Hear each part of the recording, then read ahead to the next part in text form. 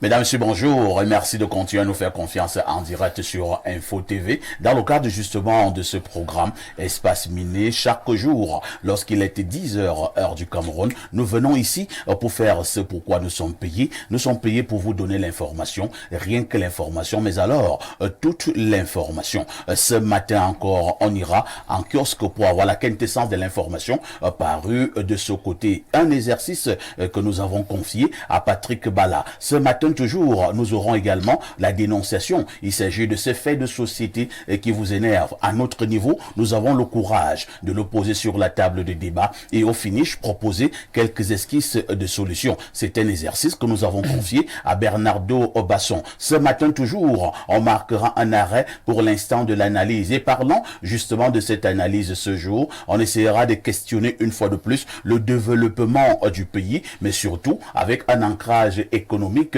Quel regard posez-vous sur le développement économique du pays? Avez-vous l'impression que la faute revient aux experts? Ce matin, les experts seront mangés entre guillemets dans toutes les sauces pour essayer d'établir leurs responsabilités dans le sous-développement du pays que l'on appelle Cameroun. Et c'est un exercice que nous avons confié à tout le monde, c'est-à-dire à tous nos invités, à tous nos panélistes. On décryptera, on commentera et on analysera. Au canal 317 sur Canal Plus International, vous êtes à pic sur Info TV, une télévision émettant à partir de Yaoundé, la capitale du Cameroun, le pays que dirige le président de la République, son Excellence Paul Biya. Info TV, 10h, 11h52. Qui dit mieux? Et on commence par accueillir ces nombreux invités qui sont déjà présents. Alain Douk, bonjour. Une nouvelle fois, merci pour l'invite. Je profite comme ça de l'occasion qui m'est donnée pour saluer votre important Audimat, déjà certainement installé pour regarder l'émission. Je profite de même aussi pour saluer, il y a un problème là. Réajustez votre veste. Voilà. Surtout que votre belle famille regarde. Bon, d'accord, je ne suis pas encore marié, mais c'est pas grave. Ça va aller. Vous êtes quand même petite. Oh, mais forcément, comment? Parce que si tu n'en avais même pas, ça devait m'inquiéter. Ah, mais comment? Le contexte est dans. D'accord, je profite comme ça. Vous saluez de même le top management. C'est pas toujours dans mes habitudes. Parfois, je fais cette omission. C'est important, top management qui a fait des choix importants sur le plan stratégique. Un des choix notamment permet que tu sois là en tant que directeur général et le présentateur de cette émission. Je profite de l'occasion de même pour saluer mes co-discutants de ce matin. Deux sont des traditionnels co-discutants. Ouais. Voilà, bonjour à tout le monde, à l'importante équipe de magiciens hein, en arrière-plan que vous n'allez jamais voir. Voilà. Les hommes de l'ombre. Qui crée la petite magie qui permet qu'on nous reçoive partout à travers le monde. Merci bien à vous qui êtes fidélisés à cette émission. Alain Douk est journaliste, il nous gratifiera encore ce matin de ses commentaires et analyses. Et je l'appelle affectueusement le président des révolutionnaires. Il est également parmi nous ce matin, c'est Aimé Cyprien Olinga, qui est le président du Front démocratique révolutionnaire. Aimé Cyprien, bonjour. Bonjour Parfait ici, bonjour à mes co-discutants, bonjour à vos millions de téléspectateurs d'ici et d'ailleurs. Je voudrais saluer de manière spéciale, bien entendu, en tant que guide de la révolution camerounaise, tous les révolutionnaires, militants et sympathisants de mon parti, le FDR, que j'invite davantage à se mobiliser, à s'inscrire massivement sur les listes électorales et à préparer pour ceux qui sont ambitieux leur dossier de candidature pour les municipales et les législatives à venir. Naturellement, nous irons jusqu'au bout, même à l'élection présidentielle. Et puisqu'on parlait justement de cette élection présidentielle, Aimé Cyprien, vous êtes quand même au courant de cette actualité au Cameroun. J'en ai parlé il y a quelques jours. En arrêt majeur sur libre expression, il y a des coalitions qui se forment. Oui. Il y a une qui semble dirigée par le président Maurice Kamto. Oui. Et au niveau de cette coalition-là, eux, ils ont dit à leur candidat, qui est effectivement le professeur Maurice Kamto. Oui. En face d'eux, ils sont également nombreux, certains leaders de partis politiques au Cameroun qui ne sont pas d'accord avec cette candidature de Maurice Kamto, c'est-à-dire la candidature unique de l'opposition. Vous, Aimé Cyprien Olinga, leader d'une formation politique également, vous vous situez à quel niveau? D'abord, je voudrais dire que les coalitions ne sont pas une mauvaise chose et que je refuse le débat qui consiste à mettre la coalition dirigée par M. Kamto en antagonisme avec celle qui s'est faite de l'autre côté. Je pense que les deux coalitions sont complémentaires et que le moment venu, on pourra assister à quelque chose qui ne s'est jamais opéré au Cameroun. Maintenant, moi je dois dire que pour ce qui concerne mon parti, ma base militante est encore circonspecte parce que sur les deux coalitions, nous avons été approchés par les deux camps. Et moi, la conception de notre parti, c'est que c'était trop... On estimait que c'était trop tôt de parler d'une coalition compte tenu des stratégies qui seront déployées également du côté de l'adversaire si on lui donne beaucoup plus de temps pour nous voir venir. Et bon, certains ont estimé que non, il faut bien commencer maintenant. Moi, je leur ai dit, vraiment, je ne sais pas si ça tiendra pendant un an, 18 mois. Donc, stratégiquement, je leur ai dit que ce n'était pas la bonne stratégie de lancer une affaire de coalition tôt, mais il fallait travailler sur des visions communes, sur une coalition d'action, mais pas sur... Et puis, que le moment venu, on essaie de voir au moment M, au temps T, comment on peut s'organiser justement au regard de la situation pour renverser la tendance. Bon. Maintenant, il y a une autre préoccupation, mais Cyprien, gardez le microphone. Oui. Lorsque nous partons du côté de ce qu'ils ont appelé, je pense, l'Alliance pour politique pour le changement, l'APC, de ce côté-là, où se trouve le professeur Maurice Kamto, nous avons reçu un militant du MRC ici, et qui nous a dit que quand vous allez déjà dans cette coalition, la condition est que vous savez que c'est le professeur Maurice Kamto qui sera le candidat. Alors, vu sous cet angle-là, vous pouvez être d'accord? Ben écoutez, moi je pense que c'est deux visions qui s'affrontent. Si vous ne voulez pas, en allant dans l'APC, bien entendu, on est déjà sûr qu'on a un candidat. De l'autre côté, on n'a pas encore de candidat. On parle d'abord de mettre en place une vision commune, probablement un programme minimum de gouvernement et tout cela. Tout cela aussi est bien. Et moi je pense que c'est pour ça que j'ai dit que ce soit la coalition APC, que ce soit la coalition ATP, pour le changement, la transition politique, ces deux coalitions ont leur place dans un contexte démocratique, mais nous disons quand même que il ne faut pas les présenter comme deux coalitions qui sont en antagonisme. Ça, c'est la première chose. La deuxième Malheureusement, nous avons l'antagonisme. Nous avons même l'impression que l'opposition est contre l'opposition. N'ayons pas peur des mots, M. Cyprien. Non. Je pense que c'est parce qu'au Cameroun, on veut dramatiser ce qui ne l'est pas et qui ne l'a jamais été ailleurs. Est-ce que vous avez souvenance, monsieur, vous qui êtes un brillant journaliste et politique très bien connu, vous pouvez me dire un seul pays au monde, un seul, dans le monde, depuis que le monde existe, où vous avez déjà vu un candidat unique de l'opposition? Je précise bien candidat unique de l'opposition. C'est-à-dire que vous avez un président de la République et vous avez un candidat unique de l'opposition. Ça n'a jamais existé nulle part. Pourquoi est-ce que des choses qui sont relativement bien comprises ailleurs, on veut toujours mystifier ici? Parce qu'il faut parfois essayer de noircir pour démontrer que si l'opposition ne gagne pas l'élection au Cameroun, c'est parce qu'elle est divisée.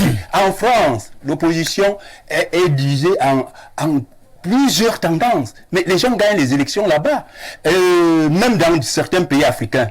Au Gabon à côté. Vous savez ce qui s'est passé à la dernière élection? Il y avait une coalition, il y avait une coalition, mais il n'y avait pas un candidat unique qui était la plus forte quand même. Lorsqu'on dit le candidat unique, comme vous avez pris le cas du Gabon, c'est-à-dire que monsieur, je pense que c'était M. Ndo, il avait quand même derrière lui une bonne trentaine de formations politiques. Sauf que il n'était pas le candidat unique au sens strict du terme, mais il avait la plus grande partie de l'opposition. Non, c'est pour cette raison, il y avait plus d'une dizaine de candidatures. Or, justement, l'objectif actuel, c'est de démontrer que si demain, à l'élection de 2025, on a 10 candidats, c'est dire qu'il n'y a pas eu de candidat unique de l'opposition, que l'opposition, alors les autres candidats qui vont se présenter en face sont des candidats qui ont refusé d'être de l'opposition alors qu'ils sont de l'opposition. C'est ça que je voudrais dire, c'est ça que je voudrais qu'on évite. En réalité, les coalitions sont bonnes, mais le vrai problème, donc, je veux vous le dire, le vrai problème dans cette affaire n'est pas de dire que les gens soient qu'il y ait une coalition. Problème. Le vrai problème que le pouvoir refuse d'aborder et pour lequel il oriente les gens vers cette histoire de candidat unique de l'opposition, c'est la révision du système électoral. Je veux vous dire, dans un système politique démocratique et pluraliste, je précise bien, multipartiste, le seul modèle d'élection qui permet justement d'avoir des grandes coalitions, c'est le modèle d'élection présidentielle à 2 tours. Parce que le modèle électoral lui-même régule le système. C'est-à-dire qu'au premier tour, toutes les tendances, toutes les idéologies politiques, comme en France, ça se fait en France, ça se fait dans la plupart des pays démocratiques en Afrique, toutes les idéologies se présentent. Le peuple fait un premier tri. Et maintenant, le peuple sort deux tendances, deux grandes tendances. Si vous êtes vraiment de l'opposition, logiquement, vous serez obligé de vous entendre avec le candidat qui reprend l'opposition. Il n'y aura même plus de discussion. Et si vous voulez soutenir la majorité, ce qui n'est pas mauvais, vous alignez. Donc en réalité, le pouvoir refuse le vrai débat qui est celui de revoir le système électoral pour le rendre crédible et l'adapter au système politique démocratique et pluraliste pour orienter la population vers des fausses histoires de candidats uniques. Vous pensez que si le système électoral est fiable, ce n'était pas le sujet alors du jour. Mais là, si le système électoral est fiable, même s'il y a 10, 20, 30 candidats, le peuple lui-même sera choisi parmi les 30. C'est lui qui incarne ses aspirations et c'est comme ça que ça se passe en démocratie. Même s'il faut quand même reconnaître que pour le cas du Cameroun, lorsque vous allez affronter un Baoba, voilà qui s'appelle Paul Biya et que vous êtes 50, je me pose bien des questions. Voilà, une histoire, parce que tu m'as tiré les blagues, je laisse même que tu me passes la parole, parce que c'est ça le problème. Je suis d'accord à un certain niveau avec lui et totalement en opposition à ce qu'il dit sur bien d'autres points. Alors, vous avez toute une machinerie installée depuis 1982, utilisant des moyens d'État, avec une représentativité, il faut le dire et il faut l'avouer, assez étendue. C'est-à-dire que c'est le seul parti, le RDPC, qu'on retrouve quand même jusqu'aux confins du pays. Tout le monde ne peut pas se prévaloir de cela. Il le sait très bien, Alors, il y a toute la machine administrative comment ça? Moi, j'ai la profondeur de l'Est. Je sais que le RDPC est implanté dans des zones même insoupçonnées parce que le parti en question est lié à l'image de l'homme qui gouverne le pays. Je dis, ils sont implantés très loin dans les confins du pays. Alors là, vous avez la machine administrative qui elle-même, d'une manière ou d'une autre, sous-préfet, préfet, gouverneur, etc., sert un tout petit peu le système en question, le système porté par le parti au pouvoir, gouverné par le parti au pouvoir. Là, je suis d'accord avec lui. Il parle d'un point qui est en train d'être... Là, vous n'êtes pas d'accord? C'est à quel niveau? De dire qu'il n'y a pas de bataille de chicanerie déjà entre eux. Il n'y a pas l'opposition qui combat l'opposition. L'opposition combat l'opposition. Et c'est pour cela que j'aime à l'appeler une opposition contrôlée. On dirait que c'est même fait selon un certain planning, etc. Et là, c'est juste de la diversion. Puisque là où je suis d'accord avec lui, c'est qu'on laisse des problèmes de fond. Vous allez là... à cette échéance électorale face à un RDPC qui détient toutes les rênes à tous les niveaux, etc. Et vous pensez que le fait d'aller déjà diviser est un atout. Moi, je pense pas foncièrement que c'est un atout. Il aurait fallu d'abord poser le vrai débat sur la table, celui de la refonte de tout notre système électoral. Et je prends en compte aussi je suis d'accord avec lui sur le scrutin à 2 tours. Il a tout à fait raison. Nous allons passer la parole ou alors accueillir les autres invités. Je ne savais pas que vous devez être très attiré par ce bonjour à l'endroit de mes Cypriens. Bernardo Basson, bonjour. C'est mieux. on calme un peu le jeu. Bonjour Parfait ici, bonjour aux copanélistes, bonjour aux téléspectateurs. Je suis content d'être là ce matin. Bernardo Basson, aujourd'hui c'est la journée internationale ou mondiale de quoi? C'est la journée internationale pour la radio et la télévision en faveur des enfants. Ah bon? Oui. Donc à mesure que le temps a passé, on s'est rendu compte que la radio et la télévision parfois produisaient des contenus en défaveur des enfants. Il a donc fallu procéder à des réformes, à des réflexions, il y a des stratégies qu'il fallait mettre en place pour promouvoir la radio et la télévision en faveur des enfants, notamment par des contenus adaptés aux enfants et bien sûr des contenus qui ne leur faciliteraient pas la perversion. Est-ce qu'il y a encore des contenus qui ne favorisent pas la perversion au niveau de nos télévisions? C'est des contenus en faveur des enfants. À une époque, nous disions que ce que nous avons appelé les dessins animés, c'était justement pour des enfants. Il n'y avait pas des scènes obscènes. il n'y avait pas de la perversion, mais nous sommes à côté de la plaque depuis quelques années. Vous avez des dessins animés, vous avez des scènes terribles, bizarres. Malheureusement, l'industrie cinématographique. D'abord la violence, ouais. maintenant il y a des scènes presque pornographiques, mais une pornographie même déviante. J'espère que c'est un appel intéressant pour les personnes qui pensent qu'il existe une conscience humaine définitive. La conscience se fabrique, elle se crée au gré de ce qu'on ingurgite, de ce qu'on encaisse dans le cerveau. Donc aujourd'hui, on tend à vous rappeler qu'une pratique est normale, légale, naturelle, etc. Alors qu'on la suggère progressivement dans le mental des enfants qui, à terme, considèrent cela comme quelque chose de normal et c'est un problème. Donc effectivement, il y a des contenus de violence qui sont à bannir, des contenus obscènes, sexuels précoces ou homosexuels qui sont à bannir, des contenus dans lesquels des rapports familiaux parfois sont très incestueux, sont très délicats. C'est également à bannir et donc... et des contenus il faut bien sous sûr, forme de messages subliminaux bien sûr, qui sont en réalité des conditionnements pour faire de nos enfants des sorciers, des praticiens de l'occulte. Ça aussi, faut aujourd'hui, le par dire. exemple, dans les mangas, les dessins animés Voilà. japonais, il y a d'énormes contenus qui sont d'un ésotérisme poussé. Voilà. Et des fois, avec mon fils, une fois, je regardais un manga qu'on appelle Naruto. Quand j'ai regardé 2-3 fois, je lui ai dit change ça. Il me demande pourquoi. Je lui dis change ça. Parce que vous voyez des scénarios dans lesquels, quand vous connaissez des choses de certaine nature, vous vous demandez que mais comment on laisse ses enfants voir des choses comme ça? Et si l'enfant C'est une pratique, forme d'initiation. et si très l'enfant commence à subtile. pratiquer, Voilà. j'ai vu une scène dans laquelle quelqu'un déchire son doigt avec Comment ça la succède? bouche. Non. Il fait une figure avec du sang. Il met la main au milieu, il fait une invocation.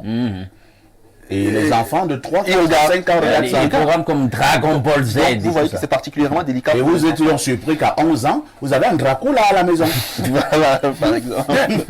Donc c'est extrêmement délicat. Je suis content d'être. J'espère donc qu'on aura des contenus en faveur des enfants et que nos gouvernants et notre gouvernement va donc censurer certains contenus qui seront en défaveur des enfants à terme. Merci Bernardo Basson. À côté de vous, comme d'habitude, vous avez votre grand frère, le digne fils de Boumiebel, notre consultant de tout temps, mais alors de tous les temps. Le digne fils de Boumiebel, nous l'avons dit, et qui est donc une fois de plus parmi nous ce matin. Pierre Blérug-Guémec, bonjour.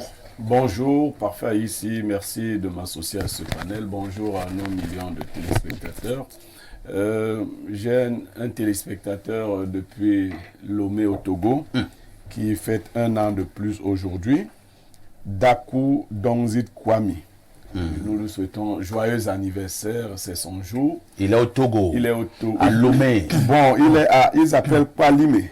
Ah, à d'accord. 120 km de Lomé. À Lomé. Il faut dire que les filles togolaises sont jolies. Hein. On le dit, on Les le filles dit. togolaises, elles sont jolies. Et Elles bon- sont un peu comme les filles camerounaises. On dit même un peu Perfecto. plus. Bon, finalement, j'ai Non, pas un peu plus. un ami d'enfance, je l'appelle en général un fils. Nous avons 30 années d'amitié. Il s'appelle Etam Jano. Vous le connaissez. Ouais. Il est au MINCAF. Il fête 1 an de plus ce jour. C'est un enfant qui me dérange beaucoup. Beaucoup, beaucoup. Mais je ne peux pas faire autrement. Et, il m'a été imposé comme ça par la vie et la nature. Il dérange beaucoup. Vous le subissez. Mais je le subis depuis 30 ans. Je souhaite encore le subir pendant 45 ans seulement. Ah bon? Oui, oui, 45 ans. Merci Et puis beaucoup. je m'en irai le premier, quoi.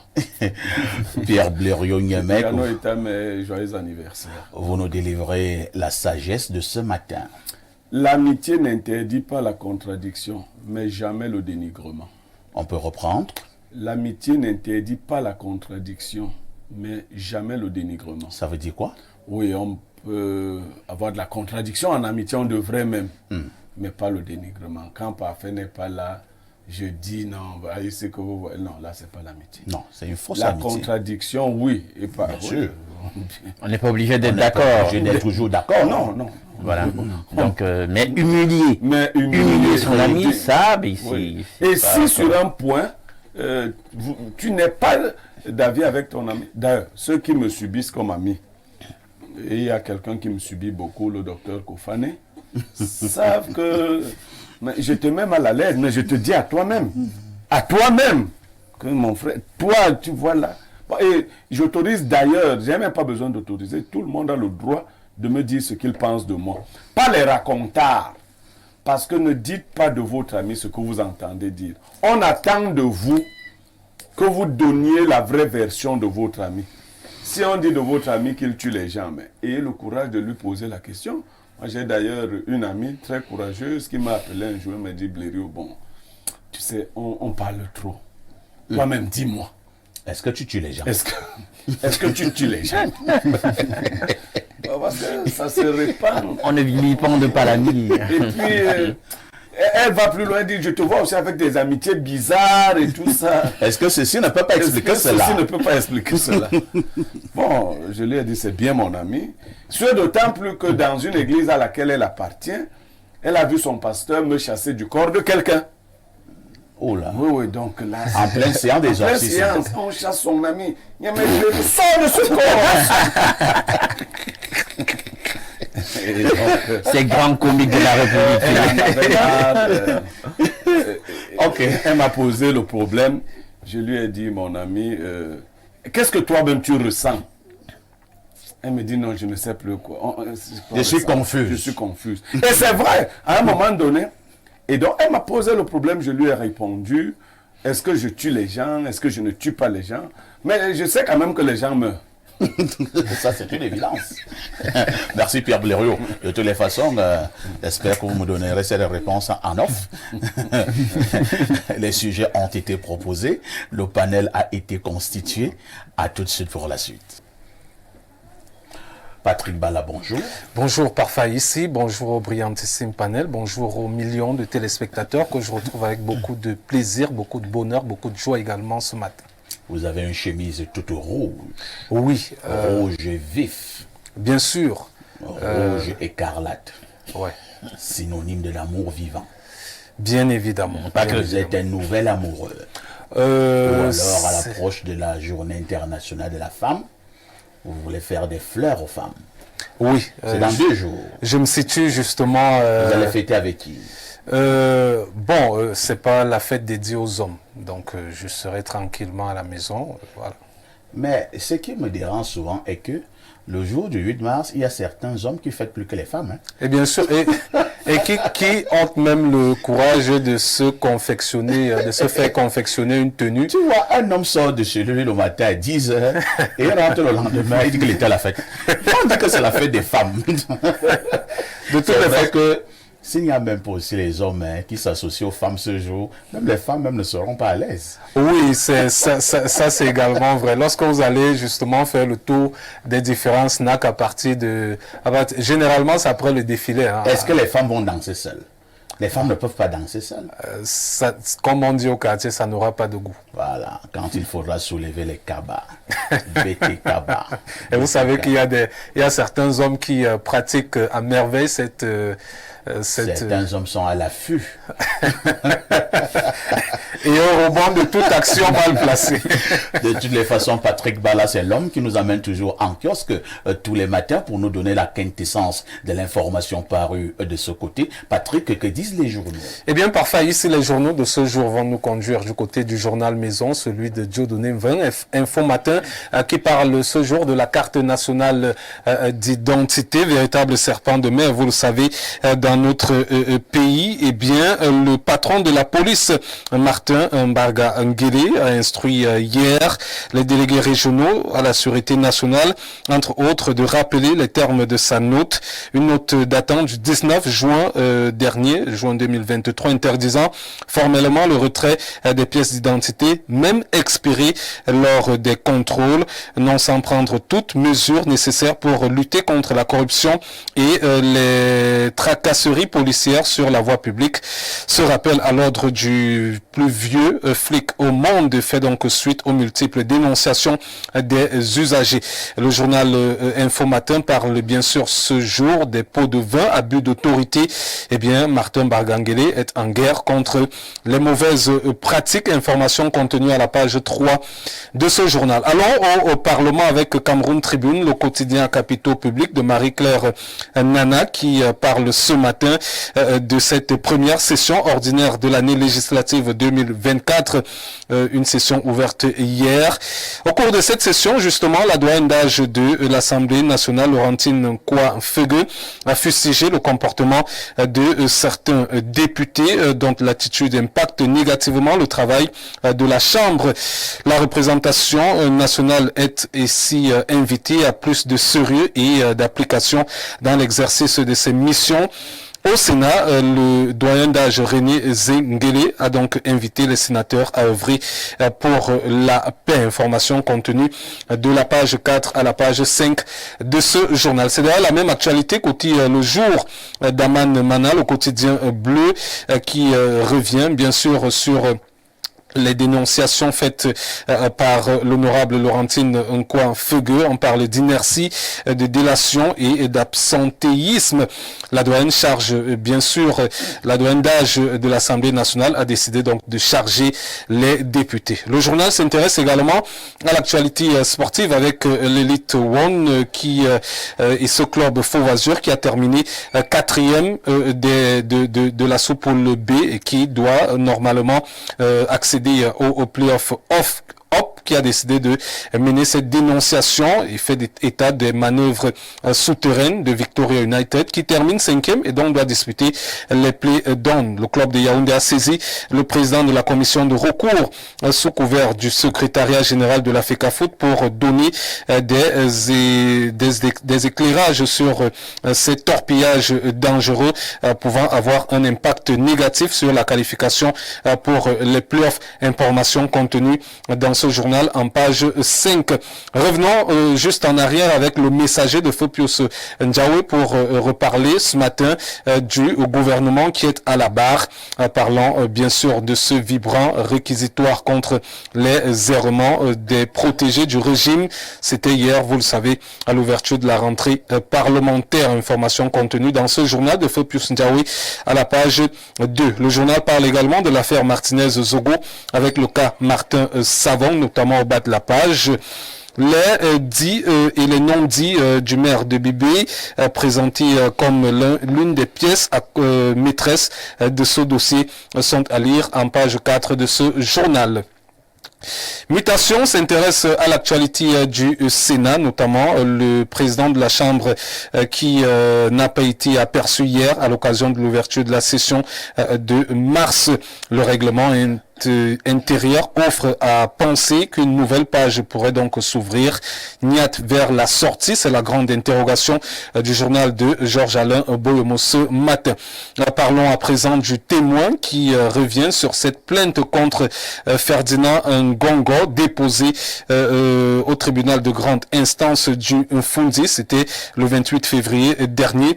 Cette plainte est donc la manifestation, selon le journal, d'une haine injustifiée que certains Camerounais, en manque de visibilité, vaut au ministre d'État, secrétaire général à la présidence de la République, Ferdinand Ngongo. Le journal parle donc d'un Jean-Michel Ninche qui serait tout simplement en plein délire.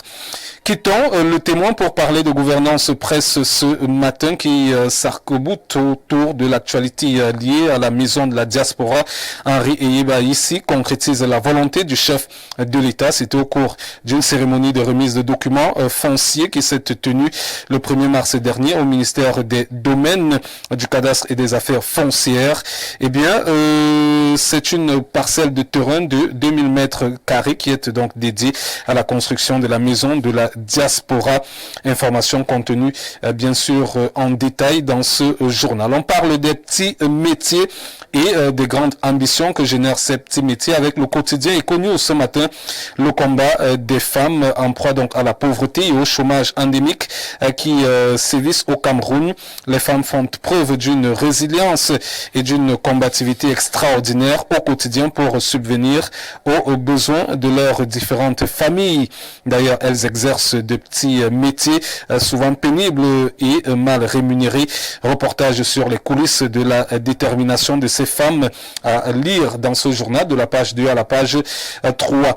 Le quotidien, l'économie s'intéresse à la gouvernance et les conséquences de la suspension du Cameroun de l'ITIE. Dans une tribune, Ange Nganjo évoque entre autres l'isolement international, la perte de confiance des investisseurs, le risque également accru de mauvaise gestion des ressources naturelles. Lire justement ces informations de la page 10 à la page 11 de ce journal. On parle de santé avec le quotidien Écoute Santé ce matin qui s'intéresse aux ressources contre le paludisme. Les acteurs des pays les plus touchés sont en conclave en ce moment ici à Yaoundé. On termine avec les chambres parlementaires qui revient sur les bonnes actions de l'honorable Paul-Éric Djomgui, député donc de l'Assemblée nationale depuis 2007.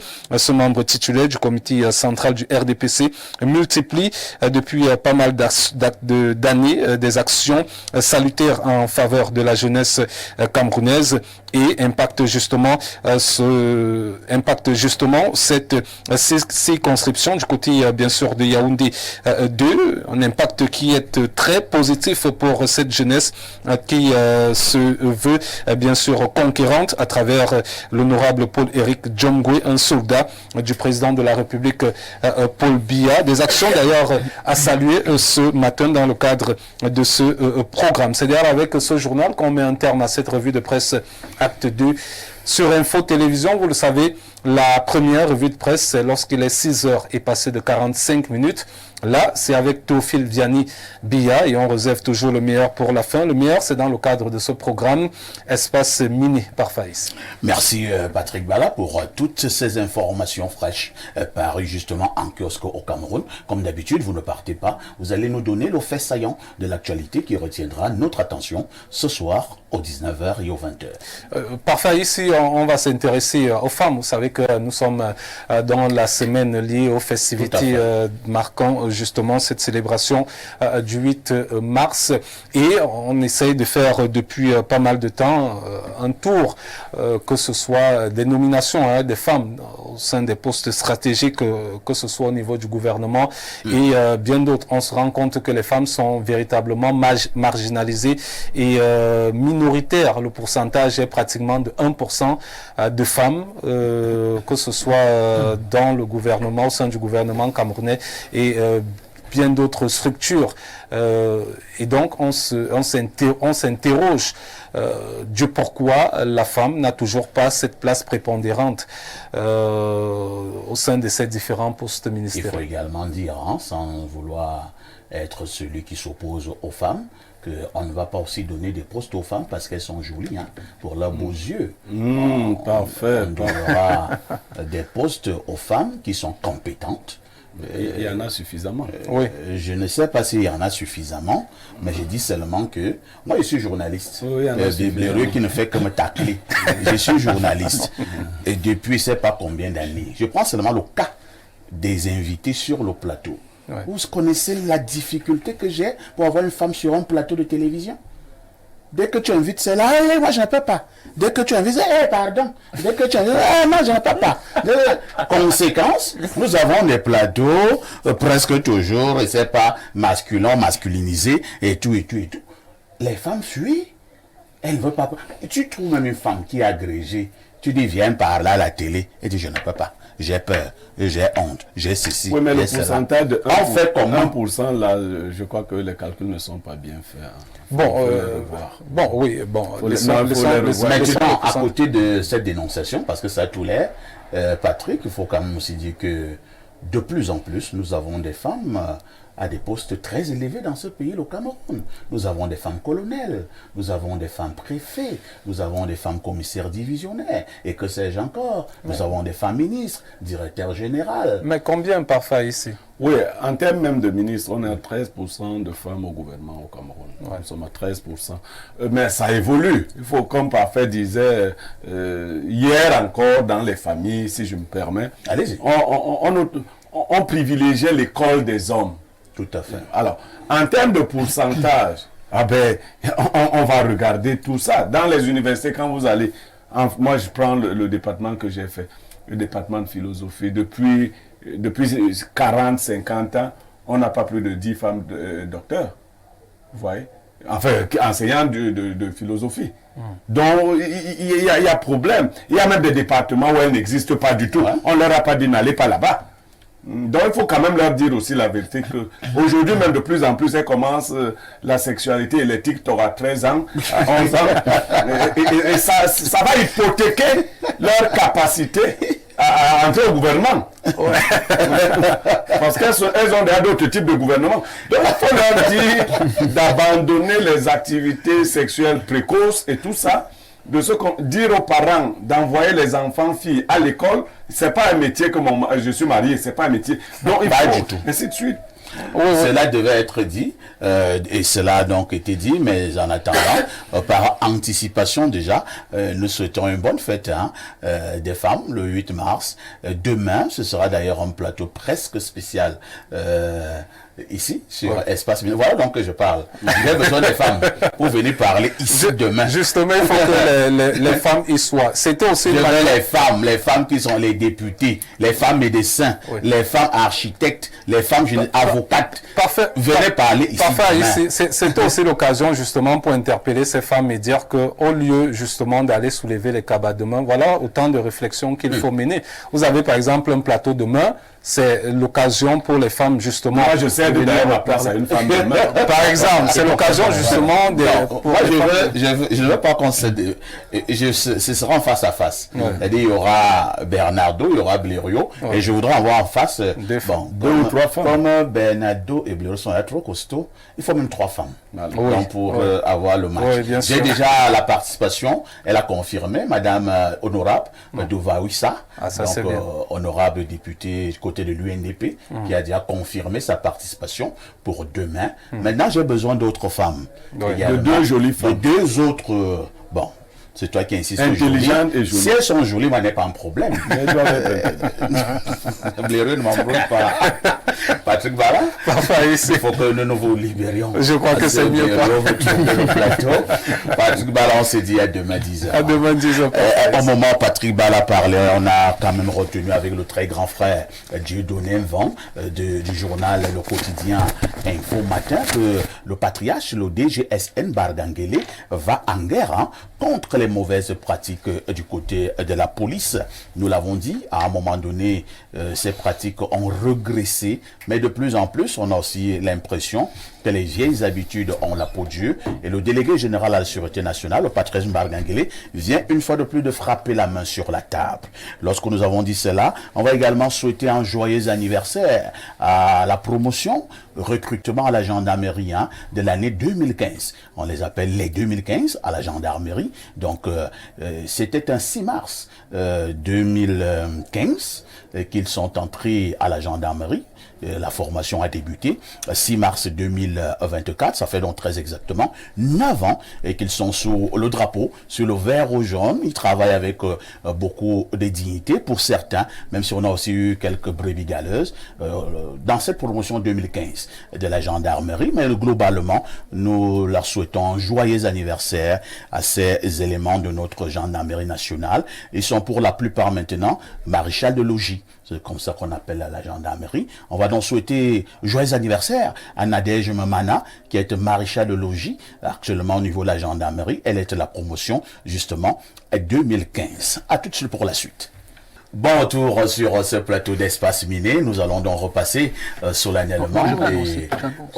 Avant de repasser, on commence d'abord par Bernardo.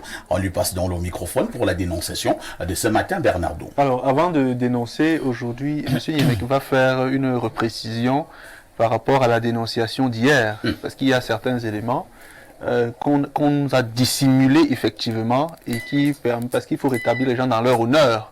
Ils ont été blessés. Donc il faut qu'ils rétablissent les éléments par rapport à ce qu'il a eu hier de manière complémentaire. Très bien. Pierre Blériot.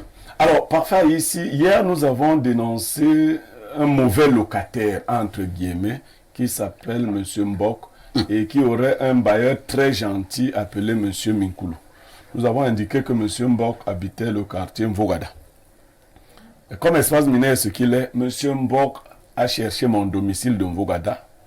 Il a déjà trouvé mon numéro, m'a appelé et est venu à domicile me rencontrer parce que j'étais encore là. Il se trouve qu'à la vérité, le mouton noir dans l'affaire, c'est le bailleur M. Minkoulou. Qui... Monsieur Protet. M. Minkoulou Protet, il faut le nommer. M. Minkoulou a présenté à M. Bernard Basson des documents qui indiquaient que M. Mbok ne payait pas le loyer depuis 12 ans. Et donc tout le monde s'en est offusqué. Sauf que M. Mbok, c'est le genre d'individu qui prend soin quand il voit que vous n'êtes pas correct. Depuis 2018, il a dit à son bailleur de lui faire des factures en indiquant les dates. Parce qu'il avait, me dit-il, remarqué que son bailleur n'était pas correct. Venait toujours dire que non, le mois là, tu as deux... Bon. Et donc, il nous a présenté hier le reçu de 2019, septembre 2019, où il avait payé pour janvier jusqu'en septembre 450 000, puisque le loyer était de 50 000 au mois. Si vous prenez seulement ce reçu-là, ça indique qu'il n'y a pas une dette de 12 ans. 2019, c'est il y a 4 ans. Mais en plus, M. Mbok a esté M. Minkoulou en justice et a gagné le procès. M. Minkoulou Protet est condamné à 2 ans d'emprisonnement ferme, le bailleur, et a payé une amende de 3 millions à son locataire. Pour d'autres faits qui ont été relevés, M. Minkoulou est un mauvais bailleur au vu des éléments qu'on a eu. Il a caché d'ailleurs le numéro de M. Mbok, qui est permanent depuis plus de 20 ans. M. Mbok m'a appelé avec ce numéro qui est porté sur le contrat de bail et qui a été caché par M. Minkoulou. Donc, il faut rétablir. C'est pendant que la dénonciation passait, parce que M. Mbok était un ancien d'église, que son pasteur l'appelle pour lui dire « Info TV, il faut te connecter. J'ai entendu le nom de ton bailleur et le tien. » Très bien. Que M. Mbok doit être rétabli et que les gens qui viennent dénoncer, quand même ils dissimulent une partie de la vérité, sache que lorsqu'il arrive que nous dépistions que c'est vous le menteur, nous revenons ici.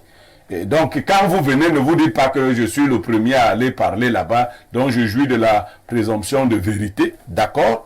Il a joué le malin, et ce matin, pendant que nous venions, il passait le temps à appeler Bernardo. Je disais à Bernardo au téléphone, dis-lui d'écouter la télé. Parce que... Merci beaucoup. Dis-lui d'écouter la télé. Je pense que ce que nous sommes en train de faire là également prouve notre honnêteté. Bien sûr. Notre rôle n'est pas de venir saboter ou bien dénigrer, exposer d'une mauvaise manière certains individus sur ce plateau. Moi, je pense que je vais beaucoup plus m'adresser à Bernardo. Hier, si tu remets la vidéo d'hier, je pense que sur ce même plateau, je t'ai dit, dans cette affaire, il y a beaucoup de non-dits. Je vous ai dit que, humainement, je ne vois pas comment quelqu'un peut rester dans la maison d'un individu. 12 ans, il ne paye pas. Et lorsque tu vas même te plaindre, c'est vrai que notre justice, parfois, elle est ce qu'elle peut être. Et lorsque toi, tu vas te plaindre, c'est toi-même le bailleur qui se plaint qu'on met plutôt en cellule. Bernardo, j'ai dit que l'affaire là n'était pas claire, non. Hier. Dieu merci. Et monsieur on n'a pas lynché monsieur Mbok. Non, monsieur Mbok l'a même Dieu merci. Que vous avez constamment indiqué qu'il y avait des noms. Et il y avait des noms. Et monsieur Minkoulou est même quelqu'un de violent. Parce que monsieur Mbok a des vidéos, des photos de monsieur Minkoulou cassant la porte. Avec la machette. Découpant les rideaux. Monsieur Minkoulou, hier nous disions que les Bassas sont un problème. Voilà, donc supporter le tribalisme de ce matin, je crois que ce sont les bêtises qui sont un peu. Merci beaucoup. Et ce que nous allons dire à la fin de cette mise au point où M. Mbok est rétabli dans son honneur, c'est que nous allons être de plus en plus rigoureux dans ces... Attendez d'abord, M. Basson, dans cette dénonciation, parce que ils sont nombreux, sont des manipulateurs. Ouais.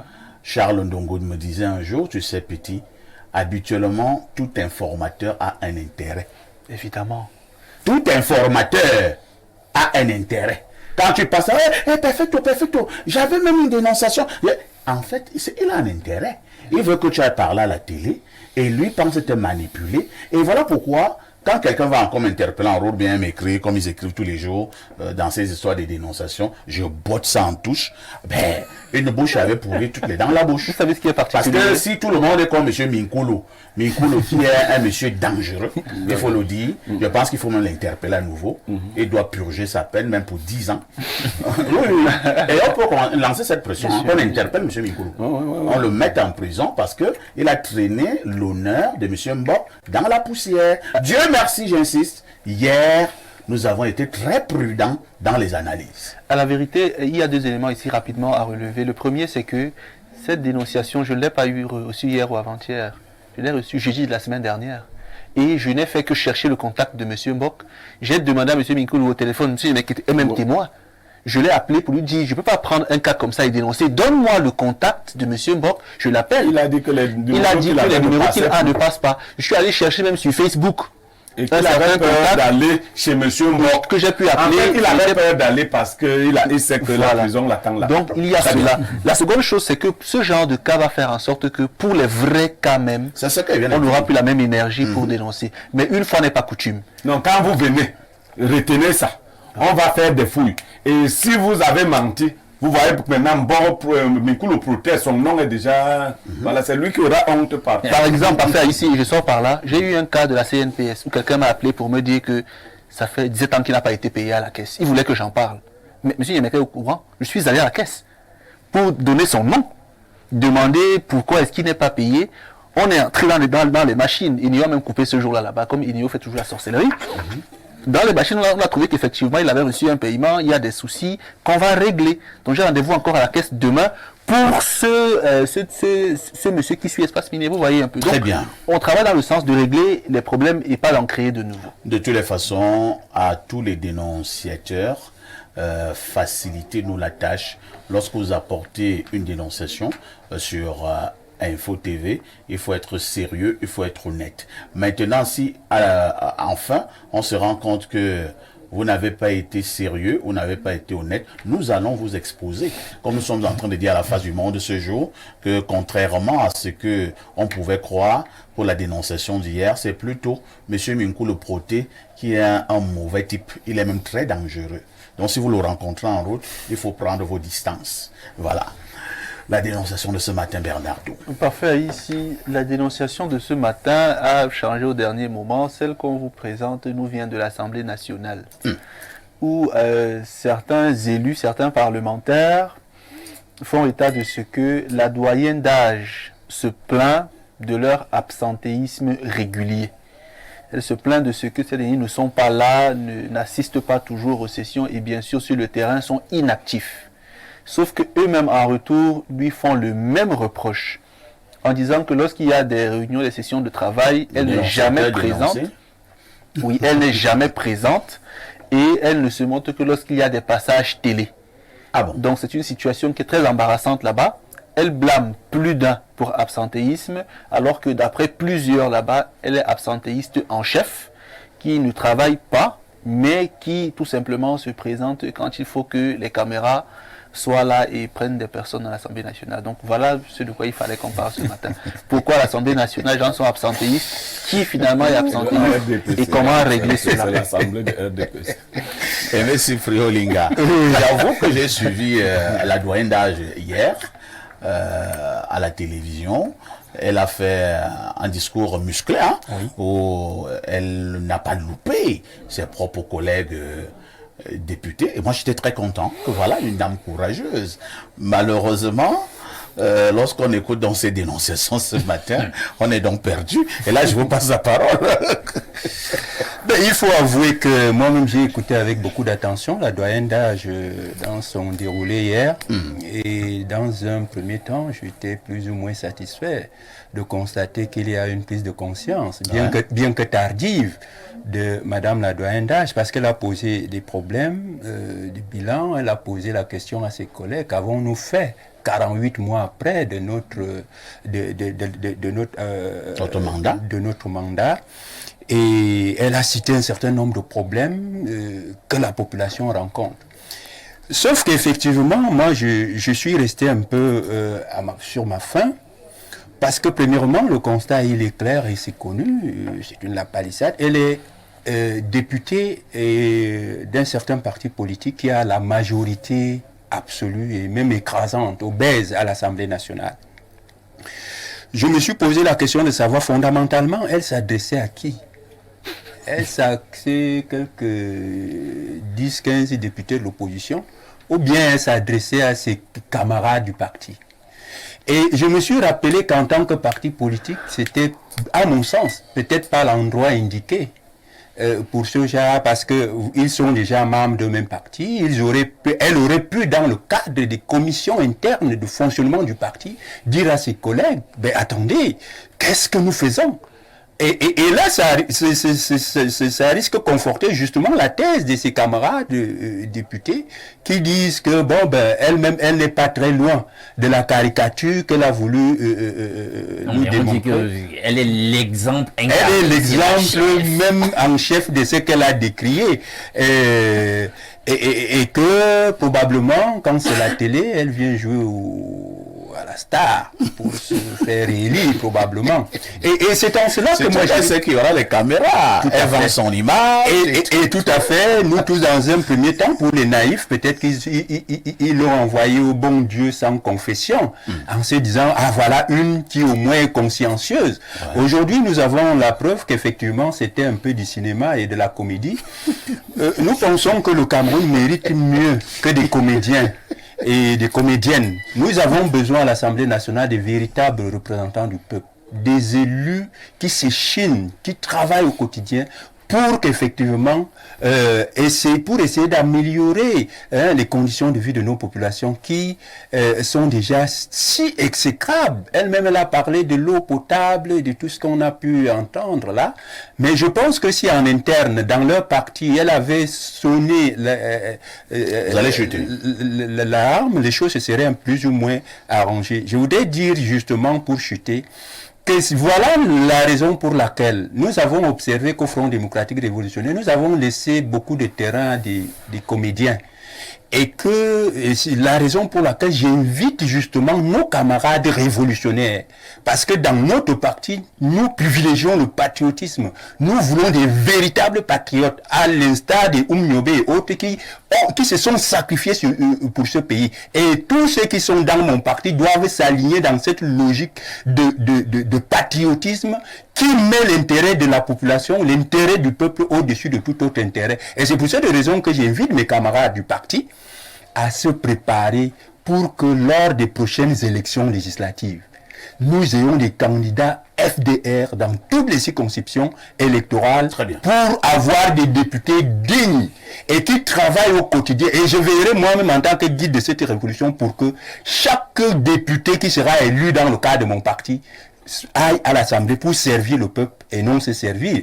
Cela aussi est valable pour ceux qui devront être candidats dans les listes des municipales pour les 360 communes.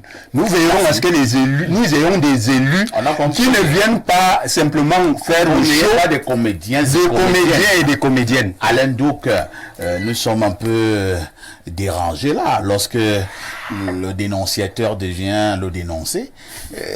L'arroseur arrosé. L'arroseur arrosé. Ainsi de suite. Nous avons apprécié le discours de la doyenne d'âge, on a apprécié son courage, son honnêteté, mais les députés en face nous font également comprendre que non, c'était du pipeau. C'est plutôt elle qui est même l'exemple en chef de tout ce qu'elle dénonçait. Finalement, l'Assemblée, ça devient un haut lieu de comédie. Ben, du pipeau, tu l'as dit, le cadre d'un grand show. Parce que je vois que la politique, c'est ça, c'est le show. Hein, on est plus dans les effets, les apparences, le trompe-l'œil, les écrans de fumée que dans le fait. Parce que c'est ça. Le match vu. Oui. Et là, on voit comme c'était la rentrée. Non, mais elle est voilà, justement, elle est dans une opération. Elle avait une jolie robe, hein. Voilà. Une opération de com où il faut vendre son image, mais qui ne repose en réalité sur rien du tout. C'est-à-dire que vous voulez vendre une image de vous en tant que personne très morale, très travailleuse, et puis on se rend compte que ça reste simplement dans l'image. Et dans ce pays, la plupart du temps, les choses ne restent qu'au niveau de l'image, qu'on veut véhiculer au niveau de la parole, mais pas dans les actes, dans les faits. Donc, il y a ce problème non seulement de l'absentéisme pathologique, dont elle-même se rend coupable quand elle a arrosé les autres. Mais maintenant, au-delà de cela, vraiment, oui, on a déjà essayé de tirer les oreilles, entre guillemets, à la doyenne d'âge. Mais au-delà de tout cela, est-ce qu'elle a menti? Elle a simplement dressé le tableau de fait. Elle a dépeint la réalité tout en s'excluant de cette réalité. Elle aurait peut-être dit pendant le discours, pour être franche, je n'ignore pas que moi-même je suis des ça. Et moi je commence à une double. Voilà. Il faut que moi-même je change. Du coup, elle ne peut pas faire ça puisque là, elle est dans le match vu, etc. Elle s'érige simplement en donneuse de leçons. Or, vous savez, dans la Grèce antique, on disait qu'un véritable magistère devait s'appuyer sur un triptyque. C'est-à-dire qu'il ne suffit pas de parler, le logos ne suffit pas. Non, chez les Grecs, c'était pas ça. Il faut, au-delà du discours et de la cohérence, la dimension cohérente, intelligente et intelligible du discours, il faut la dimension éthique, l'éthos. C'est-à-dire que toi-même, tu portes ton message comment? Est-ce que pendant que tu dis aux autres, vous êtes absentéiste, est-ce que toi-même tu es l'incarnation de l'assiduité, de la ponctualité au travail? Ça nous manque. C'est ça le Cameroun, c'est une grosse mascarade. Et je pense que ce qui se passe à l'hémicycle traduit l'ensemble de ce qui se passe dans le pays. Quand c'est pas l'absentéisme, c'est du présentéisme. Merci. Pierre Blériot-Niemek, dans tous les pays sérieux, et je pense que le Cameroun l'est encore, l'Assemblée nationale est une institution très sérieuse. Pourquoi, depuis un certain temps, on veut montrer un autre visage de l'Assemblée nationale, comme le disait donc Aimé Cyprien, où nous avons pas mal de grands comédiens, des acteurs de films, ainsi de suite, ainsi de suite. Pourquoi on veut désacraliser notre Assemblée nationale? Est-ce que notre Assemblée nationale est encore sérieuse? Parfait. Le commentaire que m'inspire la sortie de la doyenne d'âge est que c'est ainsi que le RDPC va s'étriper. Ah bon? Le moment venu, chacun va accuser l'autre. C'est même toi qui, comme les petits-enfants, c'est toi qui as fait que nous n'arrivions pas à terre. C'est comme ça. Parce qu'il n'y a pas beaucoup de rigueur là-bas. Allez visiter l'Assemblée nationale quand il n'y a pas de session. Il n'y a rien. Mais attends, tout le monde est dans son village, quelque part à Tokumbere. Les gens sont très loin ils viennent, c'est pour dormir, quoi. Donc, et puis, c'est ailleurs, il y a le Sénat, d'inspiration, disons comme ça, française. On voulait remercier les vieux, entre guillemets, les anciens au Sénat. Mais à l'Assemblée aussi, c'est le cas.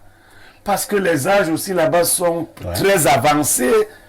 On a là-bas des gens qui faisaient des métiers qui n'ont pas grand-chose à voir avec l'intelligence. Or, là-bas, on devrait... Oui, c'est ça le problème aussi.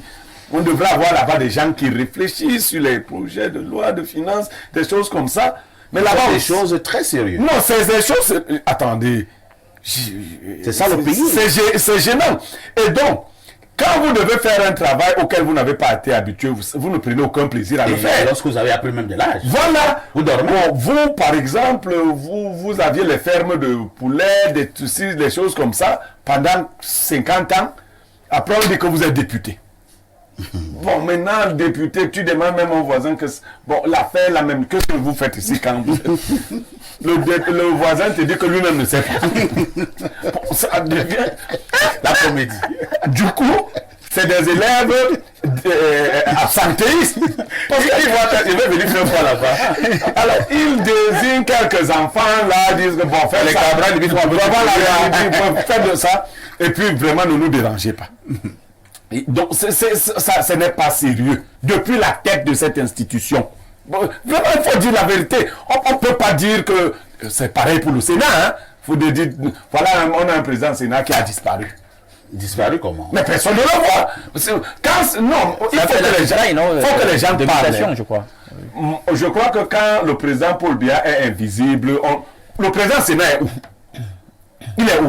Vous êtes journaliste, Je pense il est où? qu'on va poser ce problème. Le président Sénat est où? On est là, on vit, on ne sait pas. Bon, les gens ont disparu. Même lors des vœux, on ne l'a pas On vu. n'a pas vu. Et ça n'inquiète pas les Camerounais. Il est où? Lors de l'ouverture hier, on ne l'a pas vu. Bon, attendez, il y a eu un soupçon ici, on disait que Paul Biya est mort et tout. Finalement, Paul Biya est sorti. Qu'en est-il de Nyat? Nyat a nevé. Nyat est où? Donc, de l'autre côté, Cavaille, quand on met trop l'homme à la chasse, on commence à prendre les arbres pour les gibiers. Il est là depuis Mathusalem, c'est pas 60 ans, 80. Très bien. Mais qui ne l'est pas. Non, vraiment, c'est fatigant. Vos arrière-petits-fils ont envie de travailler. Oh, non, oh mon Dieu. Bernardo Basson, il faut que Blériot cesse de pleurer. La doyenne d'âge, crée donc la sensation. Elle a dénoncé l'état au niveau de l'hémicycle, mais beaucoup pensent qu'elle-même n'est pas un exemple. Que faisons-nous en pareille circonstance?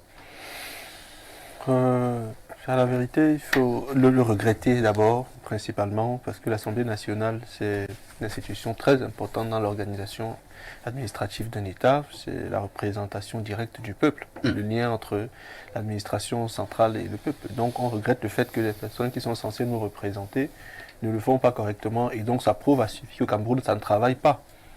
Si les personnes qui sont censées travailler ne le font pas, censées être là, n'y sont pas, c'est clair que ça ne travaille pas.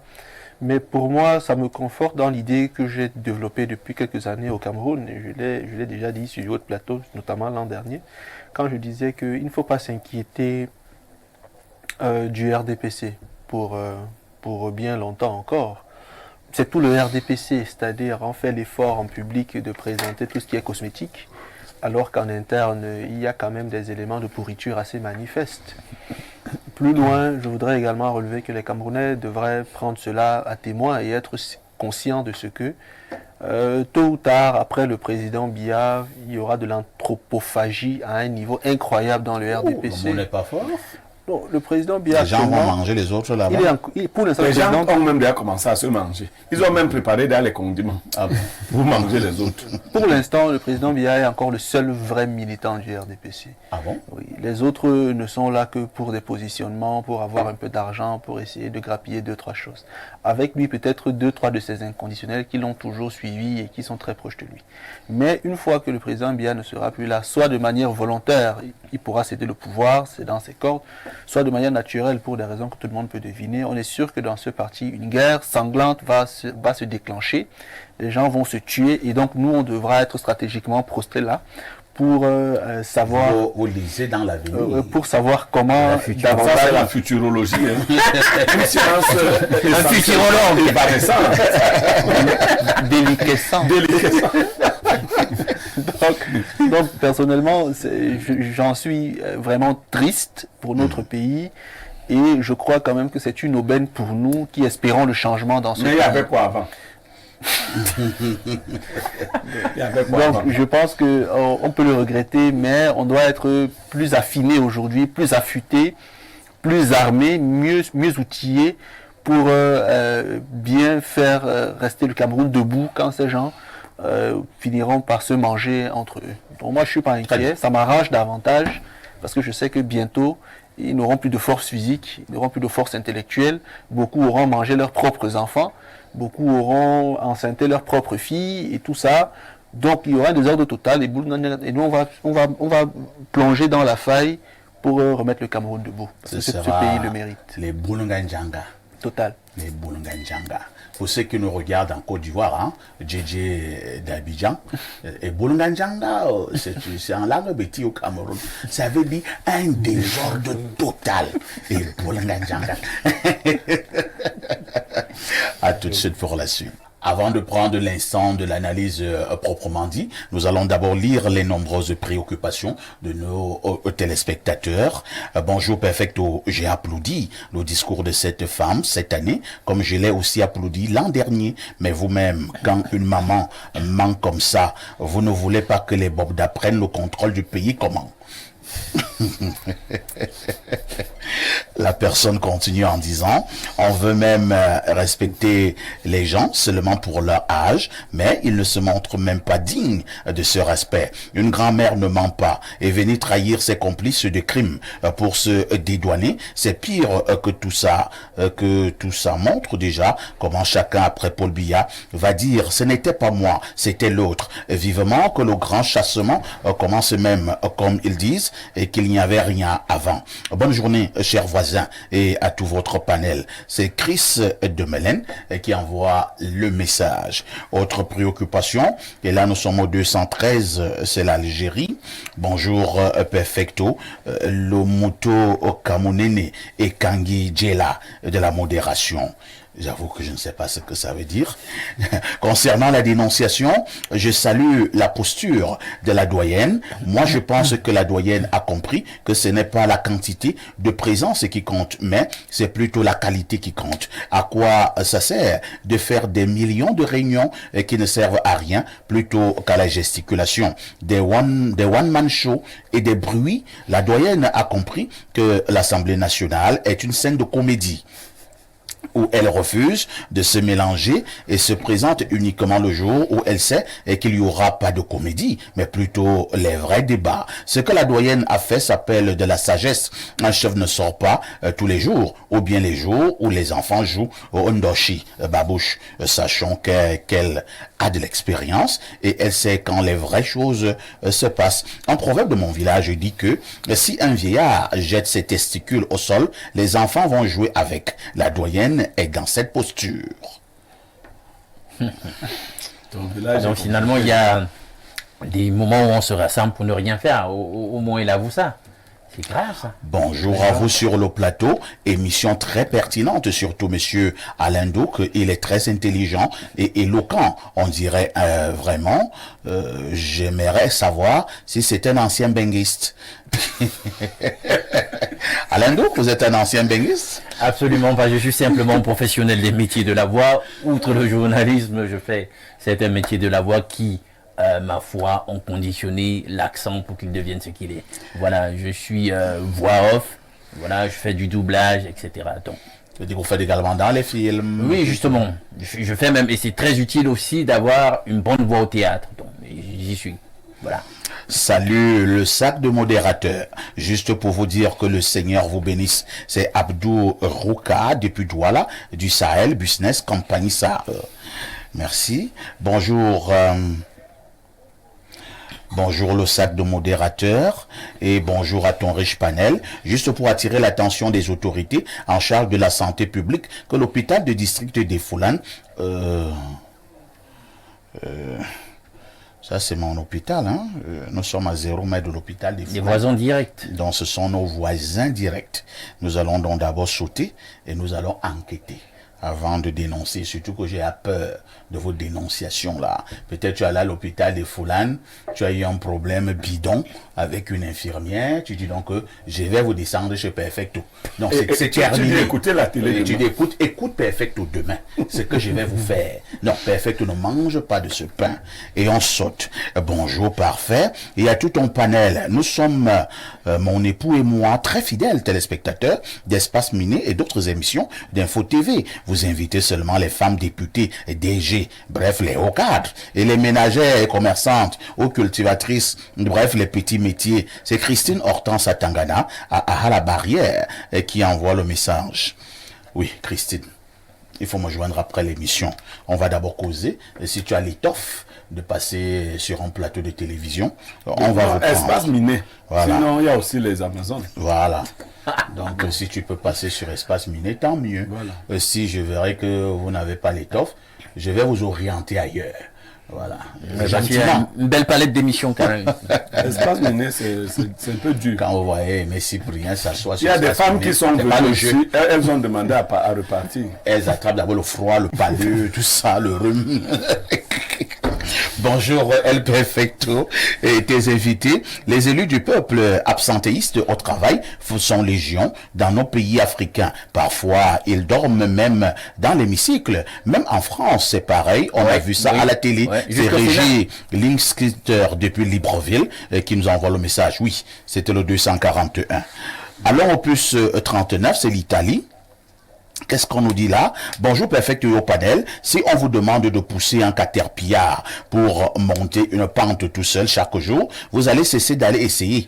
Nos députés savent qu'ils n'ont rien à faire à l'Assemblée nationale. C'est pour cela qu'ils ne voient plus la raison d'y aller. Depuis 2018, le président Biya a visité un hôpital et tout le monde est content. Quoi d'autre? Rien. Après, on sait que les députés sont nommés et ils récupèrent l'argent qu'ils ont dépensé pour être nommés. C'est Ndobo de l'Italie qui nous envoie le message. Hein.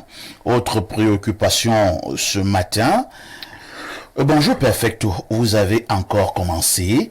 Les mal est devenu quoi? Vraiment, ayez pitié des Camerounais. C'est trop. C'est Joseph et Yango de Douala.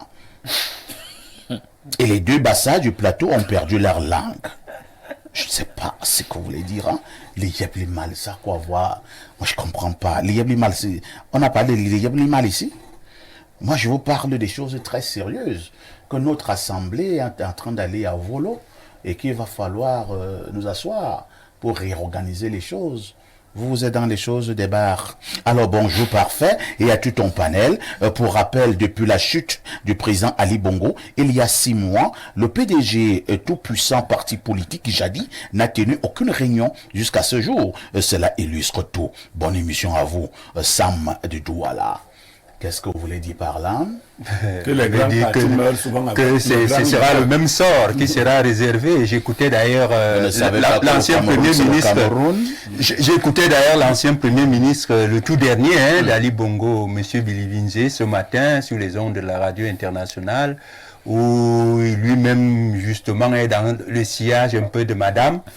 Quand il était là, il était tout puissant, tout arrogant, mais il était ce matin un peu plus conciliant, préoccupé par les problèmes du peuple, se positionnant dans une logique où il va falloir éviter les erreurs du passé et tout, voulant dénoncer plus ou moins les nouvelles autorités, de s'être également engagé plus ou moins dans les travers qu'elles ont dénoncé ces nouvelles autorités en arrivant à la tête de la transition.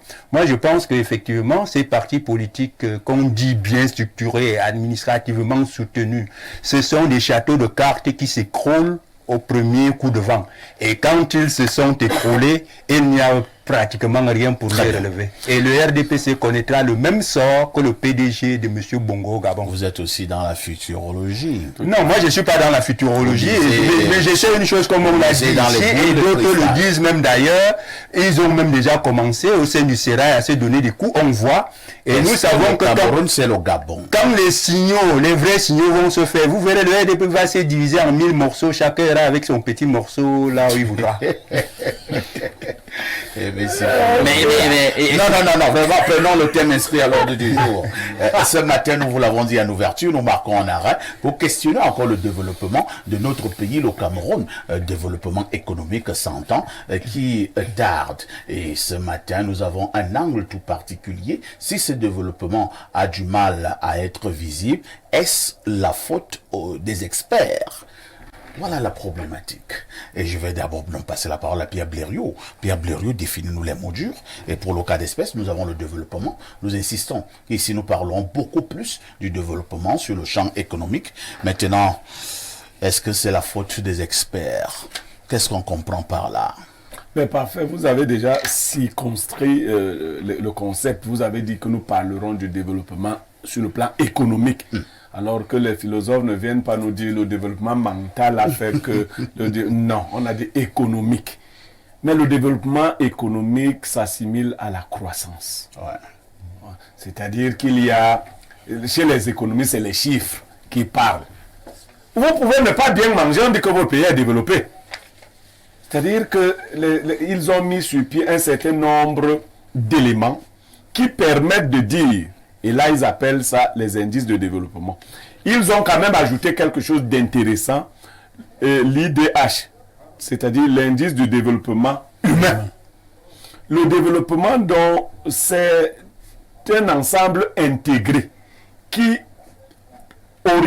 montre qu'un pays a atteint un certain niveau de satisfaction des besoins de son peuple, d'assumation de lui-même, de sa sécurité, et évidemment aussi de sa relation aux autres pays. Le développement économique voudrait dire que le pays n'est plus sous la coupole ou sous la dépendance d'autres pays ou d'autres institutions. Est-ce que c'est le manque de développement au Cameroun serait le problème de nos experts? Non. Malheureusement, non. C'est quoi un expert? Un expert, c'est celui qui a les capacités requises dans un secteur bien défini, qui ont été approuvées et avérées.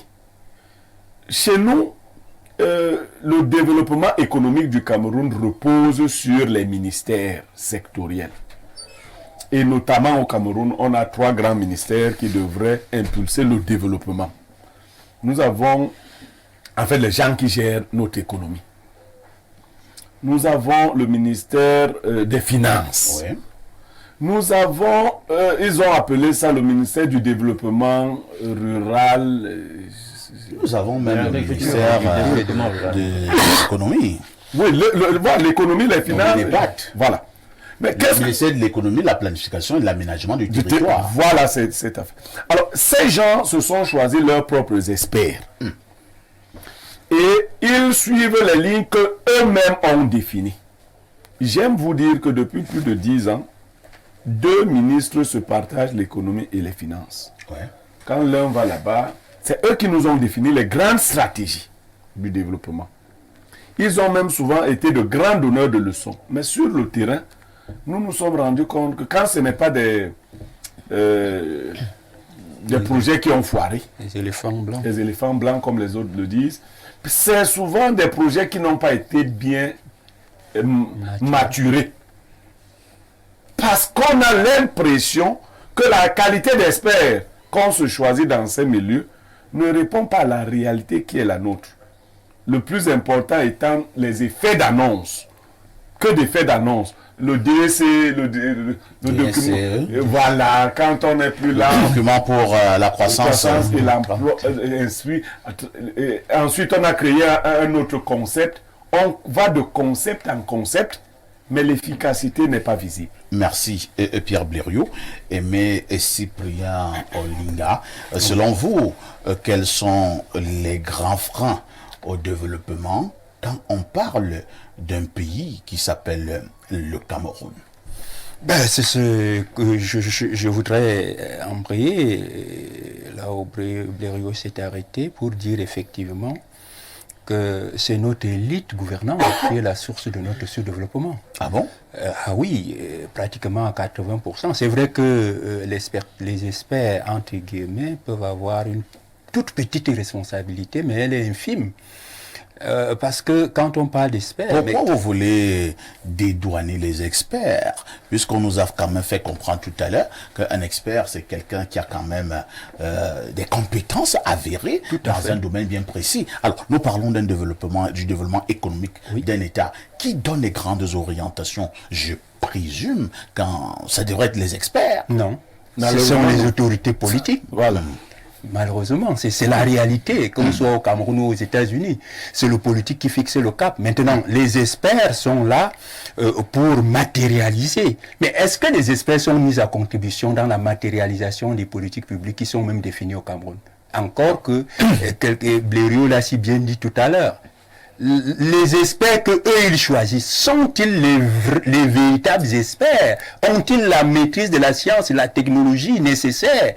Est-ce qu'ils ne se sont pas choisis les experts selon leurs critères à eux? Et nous savons, pour un système comme le nôtre, où on dénonce tous les tares et les avatars que nous avons évoqués tout à l'heure, l'absentéisme, la délation, l'incompétence, voyez-vous, pour être expert dans un tel capharnaüm, il faut être un chanteur de louanges. En réalité, les experts, selon ceux qui nous gouvernent, c'est ceux qui disent Paul Biya est beau. Mais c'est vrai qu'il est beau. Sauf que ça n'a rien à voir avec... Ça n'a rien à voir avec le développement économique du Cameroun.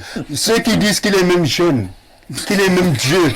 Alors quand vous avez dit tout ça, et bien même si vous êtes expert, alors il y a tout des experts qui disent que Paul Biya est jeune. Bien sûr, bien sûr. Mais comment? J'ai dit, vous en avez même jusqu'à l'université.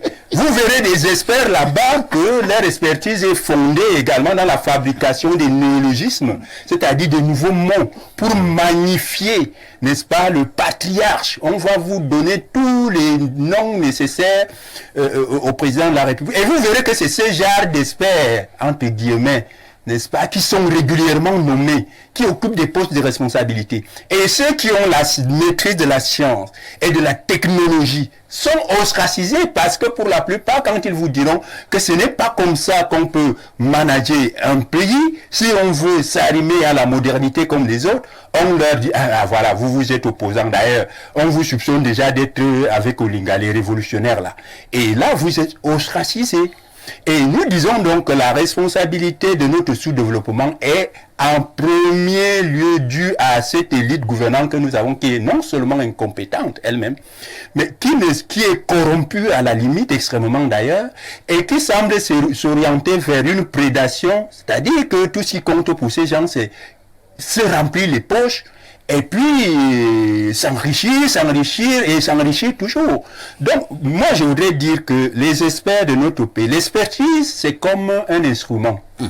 C'est-à-dire que quand vous êtes un décideur et que vous appuyez sur l'instrument qui est l'expertise et que vous choisissez les vrais experts, même ceux qui ne disent pas que vous êtes beau, parce que moi, quand je serai président de la République, parce que je le serai, je n'aurai pas besoin des gens qui vont dire qu'Olinga est beau, parce que je suis conscient du fait que moi, je ne suis pas beau. Donc, ce n'est pas ce qui intéresse les Camerounais, la beauté. Je n'aurai pas besoin de gens qui n'est pas beau. Oui, je n'aurai pas besoin de quelqu'un de beau pendant 45 ans. Et qui n'a rien donné. La beauté n'a rien donné en 45 ans. Donc, moi, je n'aurai pas besoin des gens qui disent les indicateurs de développement, il n'y a pas la beauté du leader. Voilà. Qui diront qu'il est le plus sage d'Afrique. Parce que j'ai dit que la sagesse, c'est l'entourage qui fait également du chef le sage. Quand vous avez un meilleur entourage, une véritable expertise qui est mise à contribution pour mettre en place des politiques publiques dans le sens de régler les problèmes de la société, c'est ça que les citoyens attendent. Pas de la beauté, pas de la sagesse, je ne sais pas quoi encore. Et de ce point de vue-là, j'ai l'impression que nous en sommes très éloignés pour le moment. Pour le moment, il faudra donc que les choses bougent, qu'on change, que les Camerounais se résolvent et comprennent qu'aujourd'hui, il faut changer de leadership, il faut choisir des hommes nouveaux. Et nous viendrons avec les véritables experts, même ceux qui diront que nous ne sommes pas beaux, mais si nous avons la conviction que eux, ils ont l'expertise nécessaire pour arrimer notre pays, pour nous aider à développer notre pays, nous les appellerons, nous n'allons pas les considérer comme des ennemis ou comme des opposants. Même s'ils appartiennent au camp d'en face, nous allons les piquer, les mettre à contribution pour allonger les choses. On parle là des experts. Et sur ce plateau, Olinga est en train de faire un travail formidable. Il voudrait d'abord que nous puissions qualifier les experts. Et il pense qu'il y a deux groupes d'experts. Il y a les experts, ça sont mes mots, les experts du gouvernement, qui sont choisis par des critères pas toujours catholiques. Maintenant, il y a d'autres experts, peut-être qu'ils ne sont même pas appelés, ou alors qu'ils sont appelés, probablement qu'ils ne sont pas écoutés. Je prends quand même les vrais experts. Je suis de ceux qui pensent, Alain Douk, qu'au Cameroun, il y a encore des vrais experts. Comme nous parlons de l'économie ce matin, avez-vous l'impression que les vrais économistes au Cameroun ont été écoutés? Monsieur Olinga a raison sur un point. Mais je tenais à lui dire que même sur la question des experts griotistes, ils ont une présomption d'expertise, au moins par les diplômes. Vous allez remarquer qu'il y a une certaine capacitation diplômante. Tout à fait. C'est-à-dire qu'ils ont des attributs qui permettent qu'on les considère comme étant des experts.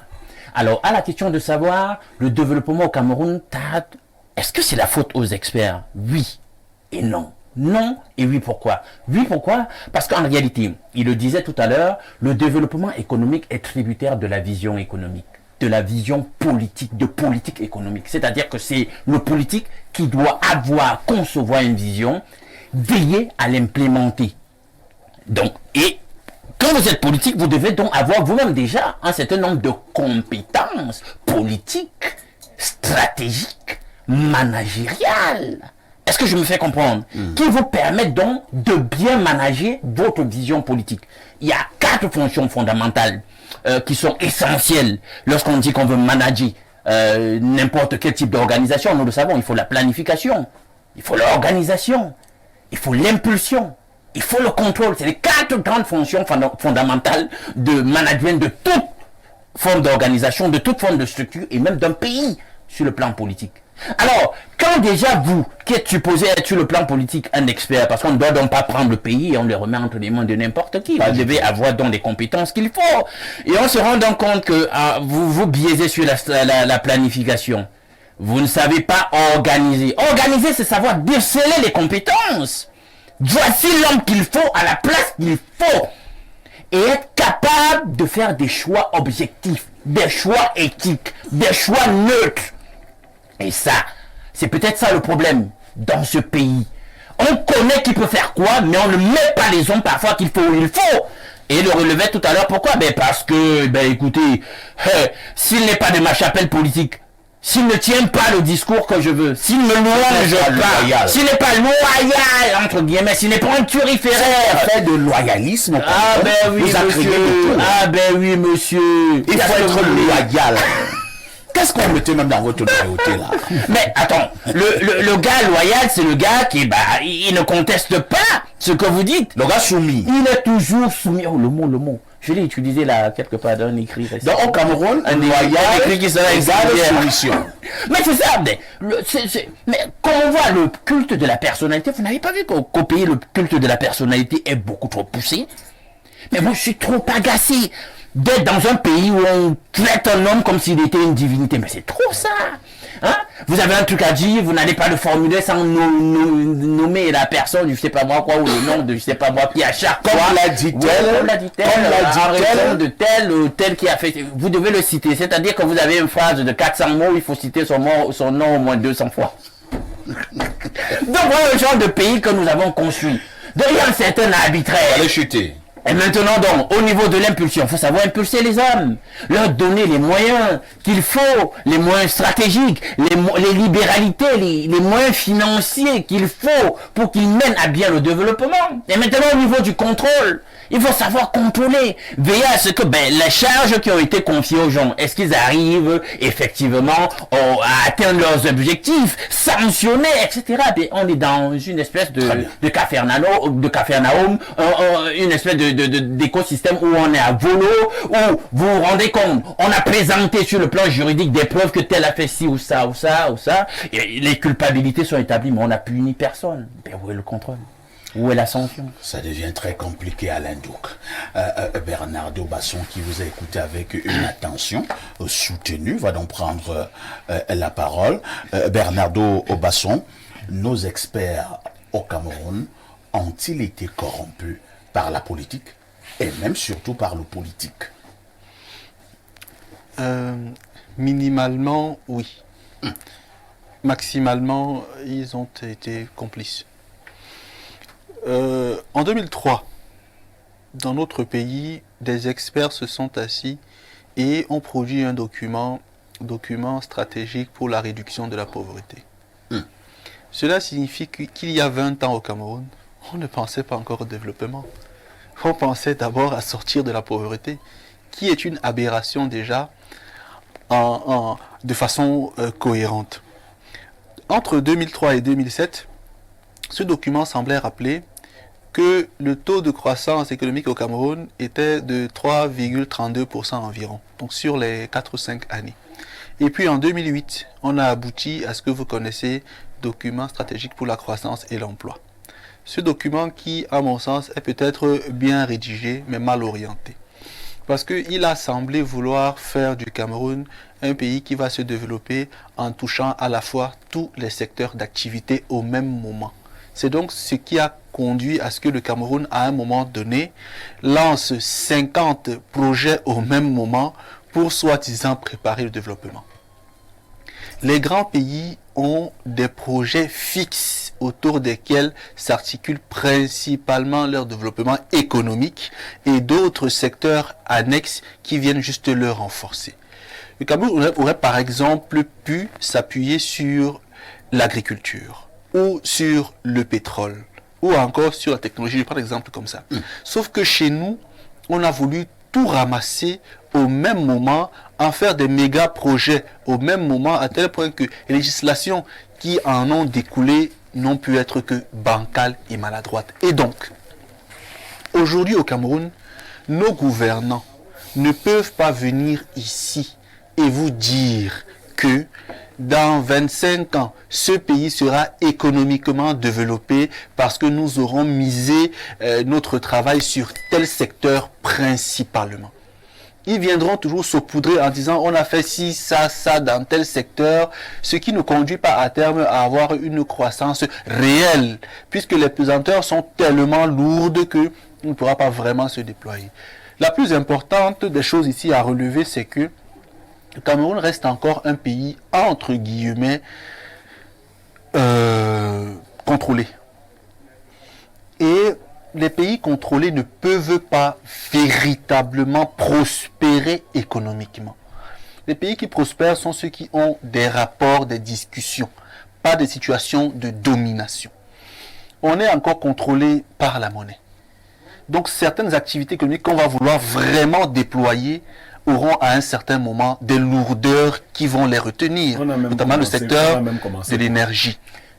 Le problème, c'est qu'avec même ce qui nous reste de résiduel, on dilapide l'agriculture. Oh, c'est pas possible. L'agriculture a saoulé. Mais on a même nous-mêmes, on a commencé quoi? Oui, nous-mêmes, si on fait une agriculture intensive, la France viendra dire que non, on ne fait pas ça. Vraiment, on ne veut pas ça. Si on finance, vous avez parlé de l'import substitution qui a été financé, rien n'a été fait. Vous ne voyez pas les projets sur pied. Parfait, je sors par cette affaire d'import substitution, ou bien c'est simplement, comme l'expression est belle à entendre.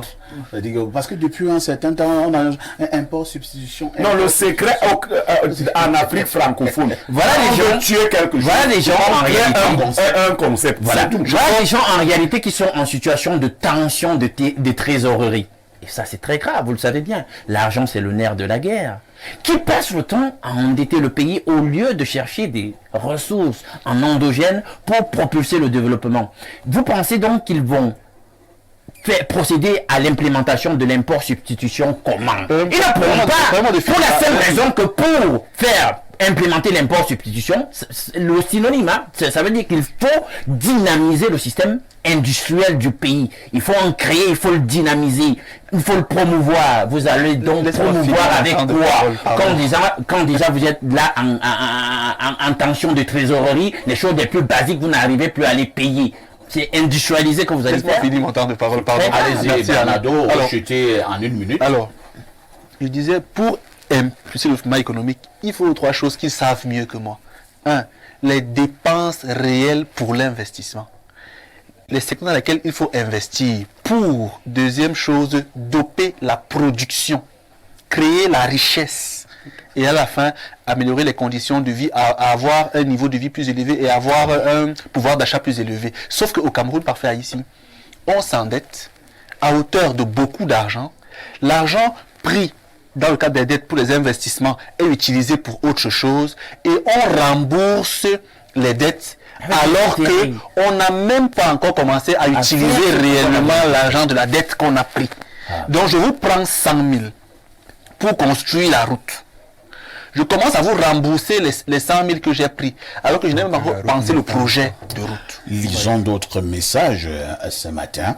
Bonjour le paquebot de modérateur. Bonjour aux aînés et aux pères sur le plateau. Parfait, toute proportion gardée. Je pense ici que les experts ont une grande part de responsabilité dans l'échec cuisant de notre développement économique, car leur rôle n'est pas seulement de savoir et d'appliquer ce qu'ils ont appris dans les amphis, mais aussi de proposer des solutions adéquates et acquis de droit, autrement dit, et qu'ils se rendaient vraiment compte que c'est la haute administration le problème du développement économique.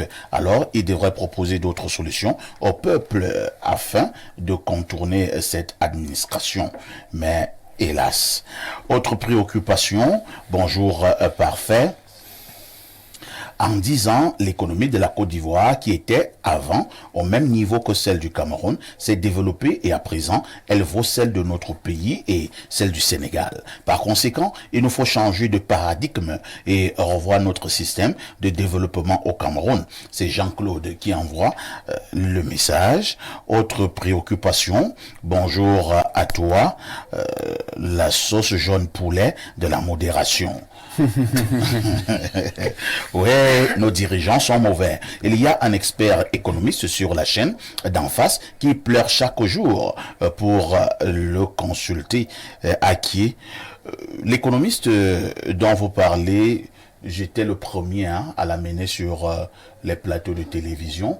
À l'époque, on disait que il n'était pas présentable. Bon, il était même fou, ainsi de suite, ainsi de suite. Mais quelques temps plus tard, on a commencé à le discuter. Moi, je disais, ce qui est important pour moi, c'était son expertise. Et sur le plan économique, il est vraiment assis. Malheureusement, il n'a jamais été compris. Cet économiste a travaillé pendant de longues années au ministère de l'économie, de la planification et l'aménagement du territoire. Économiste. Il a dit des choses il y a plus de 20 ans. On a dit qu'il était fou. Malheureusement, ça nous rattrape aujourd'hui. On n'écoute pas. Et c'est ce qu'on dit. C'est-à-dire que oui et non. Non, c'est pas toujours la faute aux experts, parce qu'encore faut-il se faire écouter, entendre par ceux qui décident. C'est ça le problème. Lisons rapidement d'autres préoccupations. Bonjour à toute l'équipe d'Espace Miné. S'il vous plaît, j'ai suivi un épisode de l'émission ce matin et je voudrais le contact d'un de vos présentateurs qui s'est présenté comme juriste sportif sorti de l'IRIC. Je voudrais entrer en contact avec lui pour une dénonciation. Merci. Je pense que vous voulez parler de Bernardo Basson, hein? Bernardo Basson est à Info TV. Bonjour Monsieur Aïssi Parfait, mon intervention ce matin porte sur la fameuse note du DGSN qui instruit les policiers de ne plus retenir les citoyens et citoyennes qui ont des CNI périmés avec l'affaire des pots de vin. Pour moi, vous n'allez pas parler comme ça à tout un DGSN. Et qui est un patriarche. Et je saute. Bonjour mes modèles. Parfois ici je suis en difficulté. Ma copine hier nuit me demande de choisir entre Espace Miné et son Puebtu, que je n'ai plus son temps au profit de la télévision. Et elle dit qu'elle ne supporte plus que je vous regarde en journée et le soir. Je suis encore scotché pour la rediffusion. Ce qui est curieux, c'est qu'elle voulait zapper pour mettre Dorsel Africa afin que nous visionnions ensemble. Elle ne sait pas que vous êtes la mort de l'audience et vos analyses percent le silence de l'obscurité de la nuit. Je ne veux pas la perdre, mais elle doit accepter mes choix médiatiques. Je suis Info TV à vie. C'est Félix Ning et Demandon. Mais ils vont aussi s'occuper de partout. En même temps, il faut aussi s'occuper de partout de ta femme. L'un n'exclut pas. Partout là, c'est quoi? Partout, c'est partout. Dis aux téléspectateurs. Quand je dis que le gars c'est 1 million sur le plateau, si vous êtes toujours en train de dire que je m'en vais, c'est lui qui a dit partout. Et merci Prion Linga. Il nous reste 4 minutes. Je voudrais que chacun puisse avoir 52 secondes pour proposer quelques esquisses de solutions. Que faisons-nous en pareille circonstance au moment où nous parlons de l'économie du Cameroun qui ne monte pas, qui ne s'améliore pas? À côté, nous avons des experts. Ben, écoutez, il faut changer de leadership, c'est la solution pour ma part. Parce que un leadership qui n'a pas produit des résultats depuis 42 ans, même si vous lui donnez un siècle, il ne produira aucun résultat. Entre-temps, quand même, est-ce que les systèmes économiques ont été bien choisis pour le cas du Cameroun? Mais ce leadership qui est défaillant a choisi un très mauvais paradigme. Une mauvaise perspective. Une mauvaise solution. Quelle est même la politique économique de ces systèmes?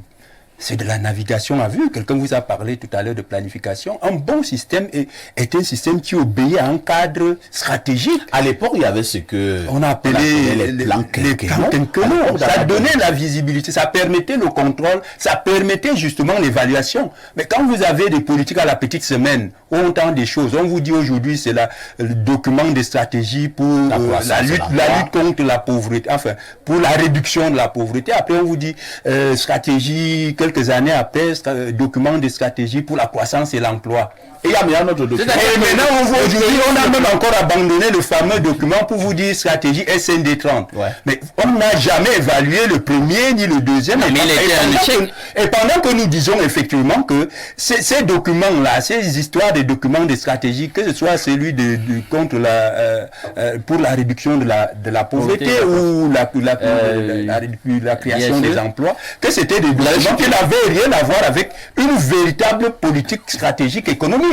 Et nous pensons donc au FDR, parce que je prêche pour ma chapelle, que nous avons conçu un système économique qui est adapté et qui s'appelle le corporatisme camerounais, justement qui est un système économique qui s'adapte à nos réalités et où il faudra mettre à contribution effectivement les véritables experts, même s'ils ne sont pas de notre parti, même s'ils ne disent pas que Olinga est beau. Moi, le plus important, c'est que pas qu'on dise que je suis beau, c'est que par rapport à la dynamique qu'on aura choisie, par rapport au système qu'on a élaboré, qu'on ait des véritables compétences qui nous permettent de mettre cela en application pour qu'on arrive à des résultats. Le pays est ballotté sur le plan stratégique, c'est-à-dire que pour les stratégies qui ont été jusqu'ici implémentées, eux-mêmes, ils font le point. Avant la SND 30, nous savons que la DSCE, le document de stratégie pour la croissance et l'emploi, a été un échec. Eux-mêmes l'ont dit de leur propre bouche que c'est un échec. Donc, on construit des échecs sur des échecs. Maintenant, c'est pire parce que là, il n'y a plus de temps. Bon, imaginez-vous, vous êtes là sur on est dans l'échec stratégique, mais il y a même des faits avérés de crimes économiques. C'est-à-dire que on sait qu'il y a des gens qui s'arrangent à faire évaporer la richesse du pays, ils s'arrangent à ce que ça aille à l'étranger, ils ne veulent pas faire revenir, etc. Des crimes économiques, et on n'arrive pas à sanctionner. On sait qu'il faut une migration de nos capitaux extérieurs ici. Ils le disent, les experts le disent, et on sait que c'est ce qu'il faut faire, mais personne ne rapatrie. Mais vous voulez donc qu'on pense quoi? On constate que nous sommes en pleine conspiration contre le bien-être et le développement de ce pays. Donc c'est en fait de ça qu'il est question. On sait ce qu'il y a à faire et on ne fait pas. Que faut-il faire? Tout est perdu, ou alors il faut revoir notre manière de penser notre économie. Est-ce que c'est encore possible? Non, il faut prier. Prier. Oui, oui. La prière nous donnera le développement économique. Oui, j'ai vu des ministres à l'église l'autre jour, ils priaient. C'est vrai que quelqu'un a fait un commentaire en bas de cette image et il a dit que si le prière s'exauce, on est mort. Si des gens étaient exaucés, nous sommes morts. Non, il faut prier. Non, honnêtement, c'est juste pour parfait, nous sommes sur la mauvaise voie. Je vous l'ai souvent dit, si vous voulez aller à Douala et qu'actuellement vous êtes à Obala, vous n'arriverez jamais à Douala. Non, ce n'est pas là-bas. Bon, si vous êtes en Balmayo, c'est encore pire. Parce qu'à Obala, on ne sait même pas comment vous allez faire pour vous retrouver, je ne sais pas. À Obala, tu peux encore aller continuer par Bafoussam, oui. Mais si vous êtes en Balmayo. Si tu es en Balmayo. Et tu vas à Douala. Non. Bon, à Obala, on peut dire que c'est un trop long chemin qu'on a pris. Mais si on est en Balmayo, on est perdu. On n'est pas sur le bon chemin. Ce n'est pas c'est pas parce qu'on ne peut pas, c'est parce qu'on ne veut pas. Les gens sont... Bon? Oui, bien sûr. Et quand vous appelez un expert, vous lui dites au Cameroun, travaille le document en tenant compte de nous. Hein. C'est comme ça que nos dirigeants parlent. Voilà les instructions que nous donnons à nos experts. Mais c'était... Tu sais qu'on doit avoir... On a plein de chantiers qu'on a engagés là. Il faut voir comment arranger cette affaire. Mais il y avait quoi avant? Il n'avait rien à faire. Merci bien. Bernardo nous pardonnera. Il n'aura pas la parole de fin ce jour. Il dit qu'il avait d'ailleurs tout dit. C'est bien, merci. Donc, merci à Alain Duc. Merci à Aimé Cyprien. Merci à Pierre Blériot. Merci à Bernardo. Justement, c'est ce qu'il fallait dire globalement ce matin. Nos systèmes économiques ont été très mal pensés pour la République du Cameroun. Faisons enfin confiance aux vrais experts. Le journal de la mi-journée intervient dans 7 minutes très exactement. La rediffusion de ce programme, c'est tous les soirs à partir de 22h30. Avec tout ceci, que faites-vous encore ailleurs?